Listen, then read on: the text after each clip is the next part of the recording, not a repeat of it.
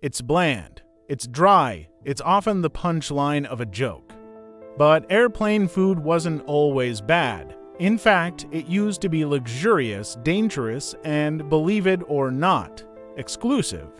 The story of airplane food is a tale of class warfare, sky-high ambitions, and flavor sacrificed in the name of science. This is Ordinary Origins, and you're about to discover the hidden history of airplane food. In the beginning, there was champagne and lobster. The first in-flight meals were nothing like today. In 1919, passengers on a Handley Page flight from London to Paris were served cold fried chicken, fruit, and sandwiches in luxury picnic boxes. By the 1930s and 40s, air travel was only for the elite. White tablecloths, lobster thermidor, and full silver service were the norm. Flying was a status symbol, and food was part of the show. Airlines competed not just on speed, but on taste, the golden age of sky dining. By the 1950s and 60s, airlines like Pan Am, BOAC, and TWA turned the sky into a floating restaurant. There were cocktail bars, carving stations, and even in-flight chefs on some long-haul routes. Menus featured dishes like roast duck, filet mignon, and baked Alaska, served on fine china with real cutlery. Back then, airplane food wasn't something to tolerate. It was something to brag about. Then it all fell apart, literally, as planes got faster, higher, and cheaper. The food got worse when jets like the Boeing 707 took passengers to 35,000 feet. Something unexpected happened. People couldn't taste anything. At high altitude, humidity drops and your sense of smell dulls by up to 80%. Salt and sugar taste weaker. Herbs and spices lose their punch. Even water tastes different in the air. Airlines tried to fix it with salt bombs and processed sauces, and that's when the flavor nosedived.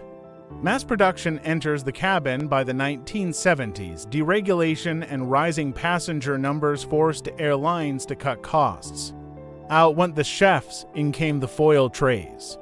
Airplane meals became industrialized, mass-cooked, flash-frozen, and reheated thousands of feet in the air. And it wasn't just about efficiency. Security fears after hijackings led to plastic utensils. Increased fuel prices led to lighter portions. And cost-cutting led to cutting corners. Literally and figuratively, the golden age of airplane dining was gone. Why first class still gets steak, but not all airplane food is created equal. In first and business class, luxury meals still exist, just hidden behind a curtain. Some airlines partner with Michelin-starred chefs.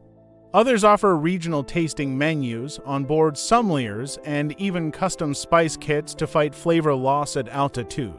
While most passengers get reheated chicken, the front rows are eating filet of sea bass with saffron sauce. Airplane food didn't disappear. It just got segregated. The secret science of airline meals today, designing airplane food, is more than just cooking, it's chemistry. Caterers test recipes in pressurized labs that simulate cabin conditions. They add umami boosters, extra salt, and acidic ingredients to make food taste normal up high. Tomato juice, for example, tastes richer and sweeter at altitude, which is why it's the most popular in-flight drink. Airplane meals are engineered. They don't just feed you, they trick your senses. The future of food in the sky. Airlines are now experimenting with 3D printed meals, plant-based menus, and even personalized nutrition based on passenger data. But economy food is still fighting an uphill battle against physics, budgets, and expectations. And until the day comes when we all fly like billionaires, the mystery meat and stale roll aren't going anywhere. Airplane food isn't bad, it's complicated.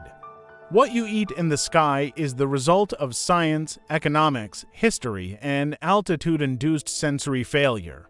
It reflects not just how we travel, but who gets to travel in comfort.